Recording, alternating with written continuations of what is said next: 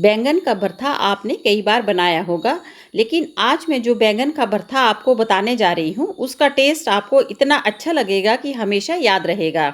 घर पर ही हम बहुत ही टेस्टी और चटपटा बैंगन का भरता बना सकते हैं। बनाने का तरीका भी बिल्कुल अलग है, इसलिए इस रेसिपी को देखना बहुत ही ज़रूरी है। बहुत ही लाजवाब भरता बनकर हमारा तैयार होता है। ये देखने में जितना अच्छा लग रहा है, खाने में ये उतना ही ज़्यादा टेस्टी लगता है। ये देखिए कितना बढ़िया भरता बनकर हमारा तैयार हुआ है। तो नमस्कार, वाह जी रसोई में आपका स्वागत है। तो इतना टेस्टी और इतना बढ़िया भरता हमने कैसे बनाया है, इसकी रेसिपी को हम देख लेते हैं। और इसके लिए हमें जो सामग्री चाहिए, सबसे पहले हम उस सामग्री को देख लेते हैं। इसके लिए हमने ये 2 बैंगन लिए हैं, जिन्हें हमने अच्छे से धोकर पोंछ लिया है। और इसके साथ ही एक प्याज लिया है हमने, 8-10 कलियां लहसुन की छील के ली हैं, 2 हरी मिर्च और 3 हमने टमाटर लिए हैं। तो सबसे पहले हम बैंगन को 2 हिस्सों में काट लेंगे। आप चाहें तो इसके 3 या 4 हिस्से भी कर सकते हैं, लेकिन मैं इसे 2 भागों में काट रही हूँ। ये हमारा एक बैंगन जो है वो कट चुका है। इसी तरह से मैं दूसरे बैंगन को भी 2 हिस्सों में काट लूँगी। हमारे बैंगन बहुत ज़्यादा बड़े नहीं हैं। जब भी बैंगन लें तो इन्हें थोड़ा-सा चुन के ही लें, जो बिल्कुल नरम हो, अंदर से जिनमें बीज ना हो, ऐसा बैंगन लेना बहुत ज़रूरी है। तो अभी हमें प्याज की ज़रूरत नहीं है, तो प्याज को हम साइड में रख देते हैं। और हम इसी तरह से टमाटर को भी कट लगा लेंगे क्रॉस करके, ताकि इसका छिलका अच्छे से उतर जाए। दोनों टमाटर को भी ऐसे कट कर लेंगे। और हरी मिर्च को हम बहुत ज़्यादा छोटा नहीं काटेंगे, सिर्फ इसको 2 हिस्सों में काट लेंगे। आप चाहें तो साबुत भी डाल सकते हैं, और आप चाहें तो बैंगन के पीछे की जो डंडी है, पीछे का हिस्सा है, उसको आप काट भी सकते हैं। ऐसे नहीं काटना चाहें तो छोड़ सकते हैं। अब हम इन सारी सामग्री को कढ़ाई में डाल के तलेंगे। तो चलिए गैस की तरफ चलते हैं। गैस पे हमने कढ़ाई गरम करने के लिए रख दी है। अब हम इसमें डालेंगे सरसों का तेल। मैं हमेशा सारी सब्जियां सरसों के तेल में ही बनाती हूँ। आज हमें थोड़ा सा ज़्यादा सरसों का तेल चाहिए, क्योंकि हमें इन सबको अच्छे से फ्राई करना है। तो हमने अपनी ज़रूरत के हिसाब से सरसों का तेल डाल लिया है। अब हम इस तेल को अच्छे से गर्म होने देते हैं। जैसे ही तेल अच्छे से गर्म होगा, तो अब हम इसमें डालेंगे बैंगन। सारे बैंगन को एक-एक करके हम डाल देंगे। अगर आपके पास चौड़े तले वाली कढ़ाई हो तो आप उसी का ही इस्तेमाल करें। मेरी कढ़ाई ज़्यादा चौड़ी नहीं है। इसमें टमाटर भी डाल देते हैं और छिले हुए लहसुन भी इसमें हम डाल देंगे। आप चाहें तो लहसुन को छिलकों के साथ भी डाल सकते हैं और बाद में छील सकते हैं। और हरी मिर्च भी हम इसमें डाल देंगे। अब इस सबको हम अच्छे से उलट-पुलट करके अच्छे से इसमें तल लेंगे, यानी कि पका लेंगे। हमारे सारे सामग्री जो है वो अच्छे से तेल में ही पकेगी। इसे पकने में करीब 4 से 5 मिनट लग जाते हैं। बहुत ज़्यादा फ्लेम पे हमें इन्हें नहीं पकाना है। जब एक साइड से थोड़ा-सा पक जाए तो हमें दूसरे साइड से इसके पलट देना है, यानी कि 1-2 मिनट के बाद हमें इसे पलट देना है सबको, ताकि अच्छे तरीके से सब तरफ से हमारे जो है सामग्री सारी पक जाए। ऐसे फ्लेम को थोड़ा-सा कम ही रखें, बहुत ज़्यादा फ्लेम पे ना करें। और इसे उलटते पलटते रहें बीच-बीच में। अब थोड़ी देर के बाद एक बार फिर से इसको हम पलट देते हैं और बैंगन को हम चेक कर लेंगे। अभी बैंगन हमारे अच्छे से पके नहीं हैं। अब दूसरी साइड से पलट के वहाँ से भी अच्छे से पका लेंगे हम इसको। और टमाटर को भी पलट देते हैं। अब इसको फिर से हम थोड़ी देर ऐसे ही पकने देंगे, ताकि ये अच्छे से पक जाएं। अब फिर हम 1 मिनट के बाद इनको चेक कर रहे हैं। तो टमाटर तो हमारे बिल्कुल पक चुके हैं, इनको हम निकाल लेंगे।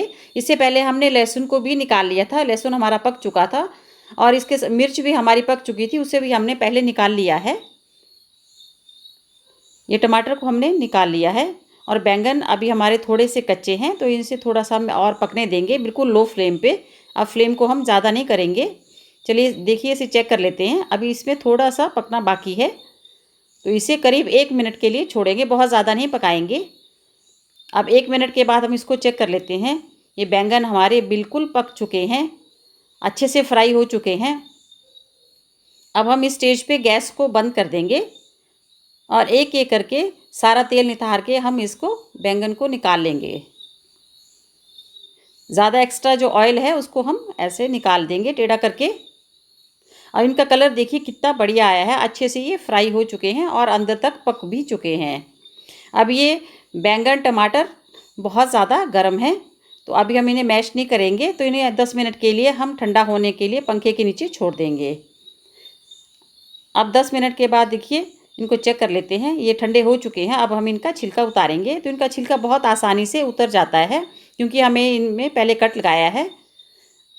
ये देखिए, और पीछे से जो है वो हम इसे चाकू से काट लेंगे छिलके को। दूसरे से भी हम निकाल लेंगे। अब दूसरे टमाटर से छिलका बड़ी आसानी से निकल रहा है।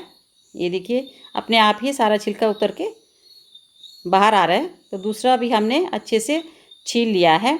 अब एक और रह गया टमाटर, उसको भी अच्छे से छील लेते हैं। तो सारे टमाटर हमने छील लिए हैं। इसी तरह से हम बैंगन को भी छील लेंगे, क्योंकि इसका छिलका उतार के ज़्यादा टेस्टी ये बनेगा। तो इसको एक हाथ साइड से पकड़िए और अच्छे से इसका छिलका निकाल दीजिए। एक बार में ही पूरा छिलका अच्छे से निकल जाता है। इसी तरह से हम सारे पीसीस के छिलके उतार लेंगे। तो सारे छिलके हमने उतार लिए हैं और थोड़ा सा हमने लहसुन को मैश कर दिया है। अब हम एक बाउल में से शिफ्ट कर देंगे,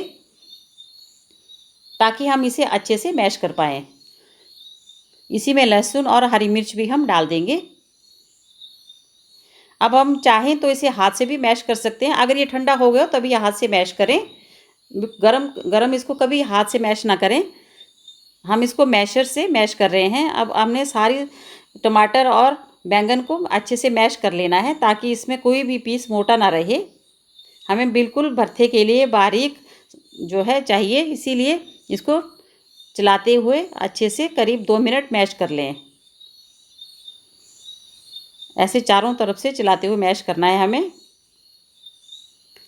तो ये देखिए, सारा हमारा सामग्री जो है अच्छे से मैश हो चुकी है। अब हम इसमें मसाले ऐड करेंगे। तो ये हमने कटा हुआ प्याज लिया है, 1 प्याज है। इसके साथ ही हम इसमें डालेंगे सूखे मसाले, 1 चम्मच गरम मसाला, आधा चम्मच डालेंगे इसमें कश्मीरी लाल मिर्च, और 1 पिंच हम इसमें हल्दी डालेंगे। बहुत ज़्यादा नहीं डालेंगे, नहीं तो हल्दी का जो है कच्चापन बीच में आता है। और इसके साथ ही हम इसमें धनिया पाउडर डालेंगे 1 चम्मच, और इसमें स्वाद के अनुसार नमक डालेंगे। जितना नमक आप खाते हो उस हिसाब से नमक आप डाल सकते हैं, कम या ज़्यादा जितना खाते हो। अब इस सारे मसालों को हम बैंगन के बीच में अच्छे से मिक्स कर लेंगे। बढ़िया से मिक्स करना है, ताकि सारे मसाले मिल जाएं और इसका बढ़िया सा टेस्ट आए। तो ये सारे मसाले देखिए अच्छे से मिक्स हो चुके हैं और भरता एकदम से हमारा रेडी हो चुका है। देखिए कितना बढ़िया देखने में लग रहा है, और खाने में उतना ही टेस्टी ये लगेगा। इसमें जो हमने कच्चा प्याज डाला है उसका तो बहुत ही बढ़िया टेस्ट जो है मुंह में आता है, एकदम क्रंचीपन, बहुत ही टेस्टी खाने में लगता है। ये देखिए बहुत ही जल्दी बनने वाली रेसिपी है और बिल्कुल अलग तरीका है। ये देखिए कितना बढ़िया भरता बनकर हमारा तैयार हुआ है। एक बार ट्राई इसको ज़रूर करें। पसंद आए तो लाइक एंड शेयर करें, और अभी तक चैनल को सब्सक्राइब नहीं किया है तो प्लीज़ मुझे सपोर्ट करने के लिए चैनल को सब्सक्राइब करें।